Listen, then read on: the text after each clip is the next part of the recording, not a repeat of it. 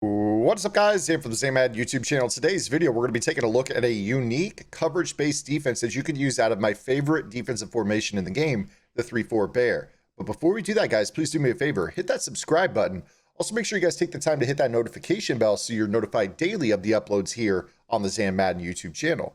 If you guys want to watch me play Madden live, you guys can find me on my Twitch channel, twitch.tv/ZanMadden. The link is below in the description, as is a link to my ebook bundle. You guys are looking for a different way to play the game on both offense and defense, you guys can get my full Washington Redskins single back wing tight U, wing tight Z, and wing tight offensive ebook, as well as my comprehensive 3-4 bear defensive ebook together at that PayHip account. When you guys check out, you guys will receive access to over 3 hours of content. No waiting for me to go live, no waiting for an email to deliver you the links. You guys will have access right then and there. Hopefully you guys will check it out, give you a glimpse of how I think about the game, and maybe help you guys out as you guys head into Madden 21.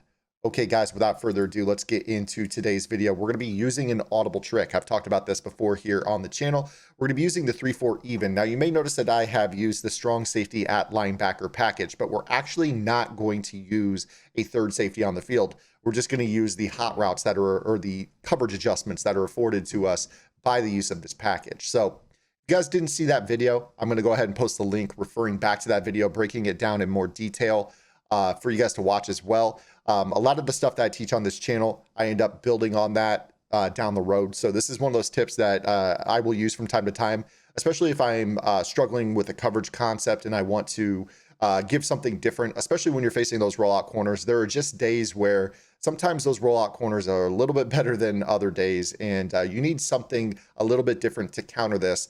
Something that really stood out to me was I actually faced a guy who ran a bench concept the other day, and he was actually playmakering his corner routes. He was just playmakering them straight to the sideline if I was playing match coverage, and then throwing basically an out route, which was really, really hard to stop. He went something like, I think, 19 for 27 passing with over 350 yards. Like, it's the most I've ever been dotted up in my life. It was very, very annoying, but I ended up winning the game, making a couple adjustments, and I wanted to kind of touch on this tip here to show you guys something you guys can do. Now, what I would do is the way that I run the bear personally, and I teach this in my ebook, is I run with pass rushing chems at both outside linebacker positions. So this position and this position are going to get no outsiders and edge threat elite, because I want to be able to get to the passer and I want to stop stretch. So those are musts.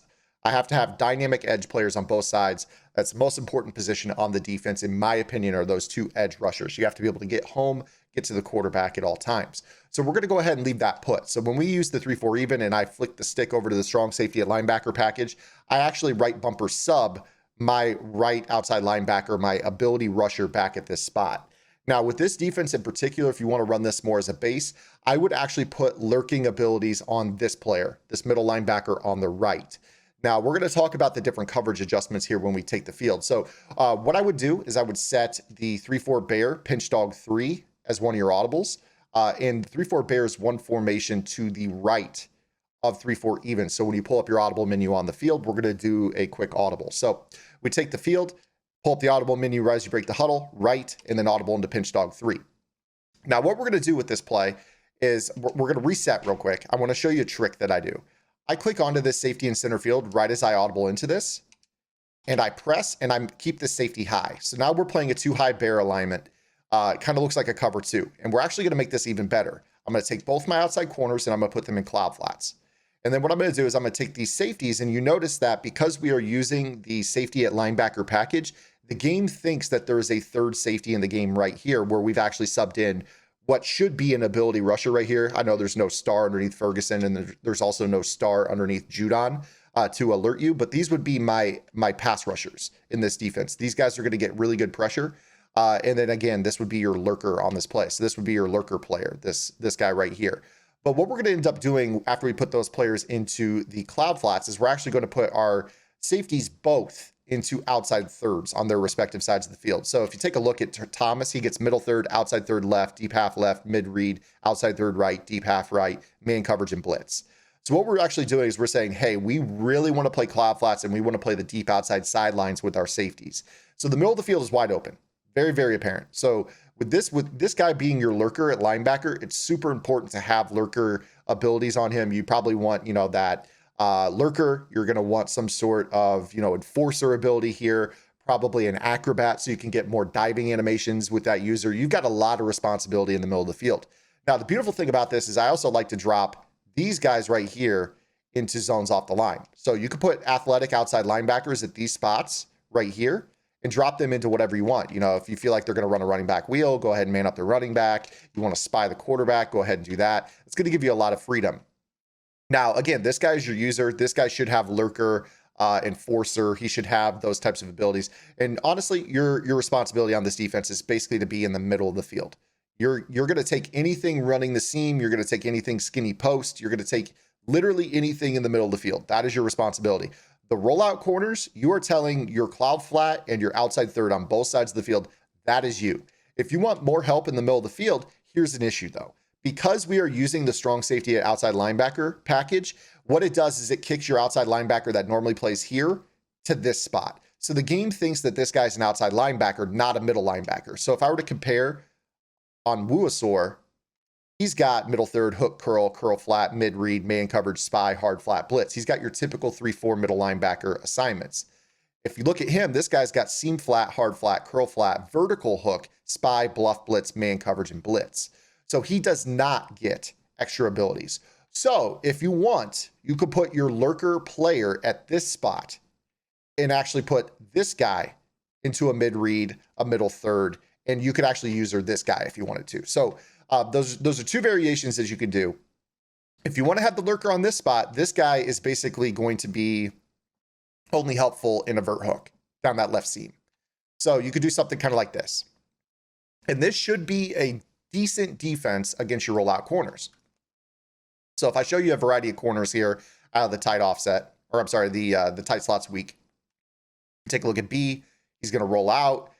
We try to fit that throw. That's a click on pick by that corner very easily, even if that cloud flat bites down on something else, right? So you saw right there how that coverage actually stops that corner. Let me go ahead and show you a different corner. Here's a play X out. It's actually the same exact corner route. If you take a look at the angle of Jones, so I don't really need to show you X out. I could actually flip the play and show it to the other side of the field. Let's go ahead and audible into our play again. So again, we know that we're pulling up the audible menu. As you break the huddle, you're on this guy right away, right?